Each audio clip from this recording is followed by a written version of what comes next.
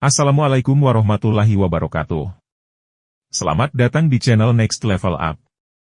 Pada kesempatan kali ini, kita akan membahas secara singkat mengenai pengertian tumaninah dalam ibadah sholat serta hubungan kesehatannya dengan diri kita. Tumaninah dalam ibadah sholat adalah ketenangan atau keheningan sejenak dalam setiap gerakan sholat, seperti rukuk, i'tidal, sujud, dan duduk di antara dua sujud. Tumaninah merupakan salah satu rukun sholat yang harus dilakukan setiap kali kita melakukan ibadah sholat. Tumaninah berkaitan dengan ketenangan dan kehusyukan ibadah seorang umat Islam. Melakukan sholat dengan tumaninah membantu kita beribadah dengan lebih konsentrasi dan fokus, sehingga kita akan lebih khusyuk. Tumaninah juga merupakan syarat tercapainya kehusyukan dalam sholat. Di sini jelaslah hikmah Rabbani yang dirasakan oleh manusia. Begitu juga dengan manfaat pada perintah ajaran Islam untuk melakukan gerakan sholat dengan tenang.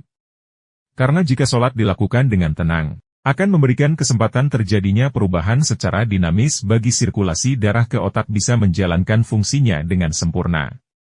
Inilah hikmah yang terkandung pada saat Rasulullah memerintahkan kepada salah seorang sahabat untuk mengulang sholatnya yang ia kerjakan dengan gerakan yang cepat. Beliau pun memintanya untuk mengerjakan sholat dengan gerakan yang tidak cepat dan tenang. Dari Abu Hurairah radhiyallahu anhu, bahwa Rasulullah shallallahu alaihi wasallam masuk ke masjid, kemudian ada seorang laki-laki masuk masjid lalu sholat. Kemudian mengucapkan salam kepada Nabi shallallahu alaihi wasallam. Beliau menjawab dan berkata kepadanya, "Kembalilah dan ulangi sholatmu karena kamu belum sholat." Maka orang itu mengulangi sholatnya seperti yang dilakukannya pertama tadi. Lalu datang menghadap kepada Nabi shallallahu alaihi wasallam.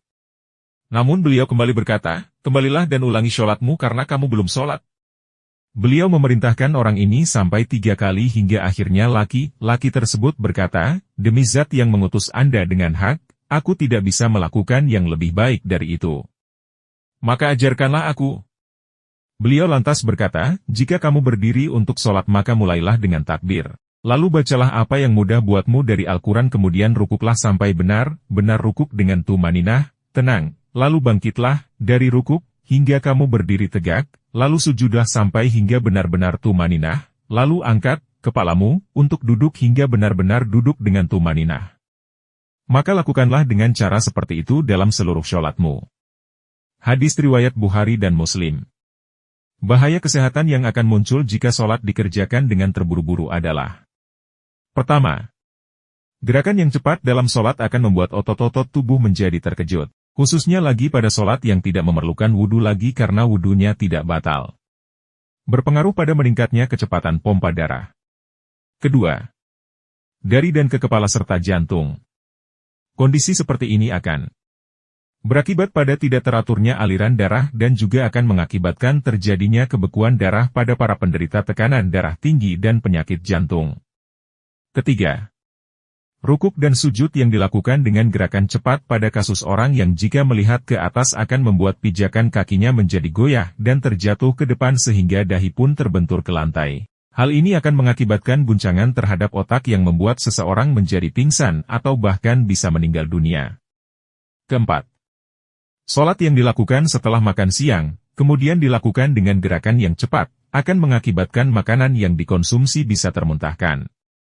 Kelima, kebiasaan sholat dengan gerakan cepat khususnya rukuk dan sujud, lama-kelamaan akan membuat tulang punggung menjadi mudah terkilir. Keenam, menutup sholat dengan menolehkan kepala dengan gerakan yang cepat terkadang akan merusak saraf leher ataupun urat darah di leher. Adapun manfaat dari segi kesehatan ketika menjalankan ibadah sholat secara tumaninah adalah sebagai berikut ini. Pertama, meningkatkan konsentrasi dan fokus dalam ibadah sholat. Kedua, membantu mencapai kehusyukan yang maksimal dalam sholat. Ketiga, menenangkan pikiran dan jiwa dalam tubuh kita. Keempat, meningkatkan kualitas sholat kita. Kelima, membantu menghindari gangguan dan distraksi saat menjalankan ibadah sholat. Keenam, meningkatkan keimanan serta ketakwaan kita kepada Allah Subhanahu wa Ta'ala. Ketujuh, membantu mengurangi stres dan kegelisahan dalam kehidupan sehari-hari. Sekian saja video pembahasan pada kali ini, semoga yang sedikit ini bisa bermanfaat bagi kalian semua. Jangan lupa tonton video lainnya agar kita bisa saling mengupgrade diri kita menjadi lebih baik. Tetap semangat, salam Next Level Up.